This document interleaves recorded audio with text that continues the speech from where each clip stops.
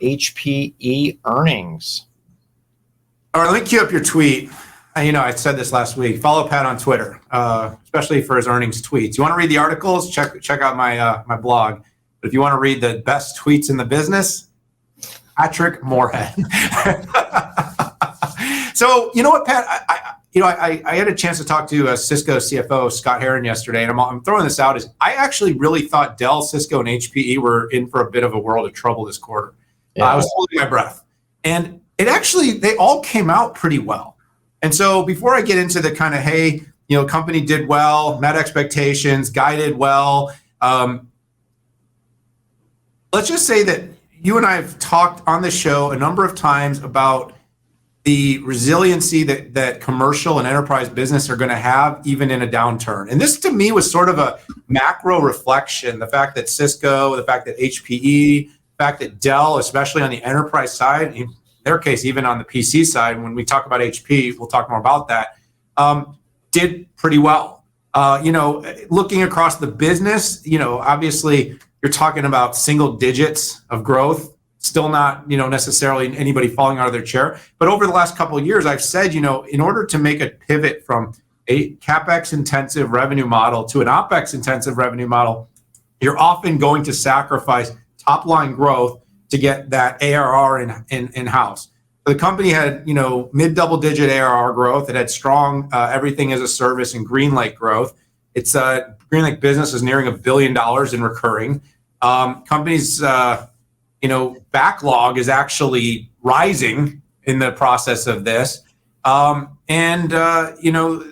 some markets, I believe in like HPC and in Edge, the company's still performing pretty well on their traditional business. So, as you look at the whole company right now, it was a 3-year plan to move to everything as a service.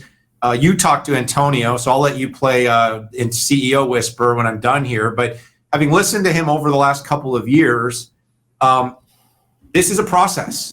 And so as I see it, if the company can meet its expectations consistently, grow the ARR, keep the various business lines intact, innovate enough, and they really have in their GreenLake business to have I think it's safe to argue, the most extensive portfolio of on-prem cloud services out of any of the companies in the market today. They've got the right product mix. They've got, they're hitting their numbers. They've made that transformation that others are struggling to make quickly, Pat. And, overall, I think it was an encouraging quarter when we were, I think, all kind of holding our breaths for some pretty hard falls from some of the OEMs and consumer brands. But again, showing the strength that enterprises are still spending and having low exposure to consumer right now is good for business. Yeah, I had a great conversation with Antonio for earnings, and I think what I was really struck with was his positivity. After hearing some vendors and the negativity, his positivity was really good. Now, part of that is not just kind of chest beating. They have a record backlog that's 3x the historical backlog, and he really talked about this enduring demand. So while I don't think that necessarily translated to their monetary forecast, it was his attitude that I saw. And, I really measure HPE as an industry analyst on two things: their growth businesses and on GreenLake, right? And both their growth businesses, Intelligent Edge and HPC and AI, did grow low double digits in constant currency. And GreenLake increased ARR by 22% and as a service, 39%. So those are really good numbers. And while I do understand that that's not the entire business, there are elements of this industry that are getting a little bit more commoditized, like compute and storage. And I asked Antonio, after watching what Dell did, and subsequently we've seen what NetApp did, and we've seen what Pure Storage did on storage.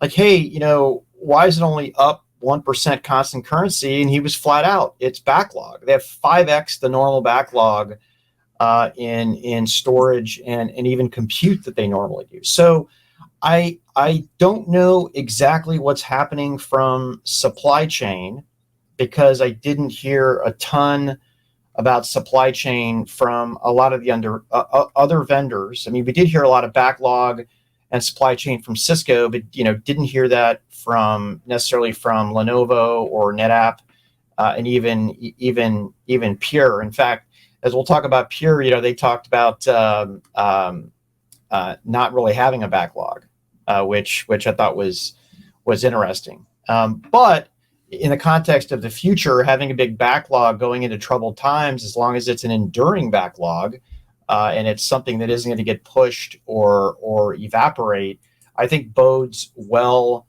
for the company. There was initial bump up after hours, 2.5%, which translated, I think, to about a 1.5% boost, which in contrast, a lot of these companies really got hammered after they had announced. So I like the track that HPE is on, and it was great touching base with Antonio.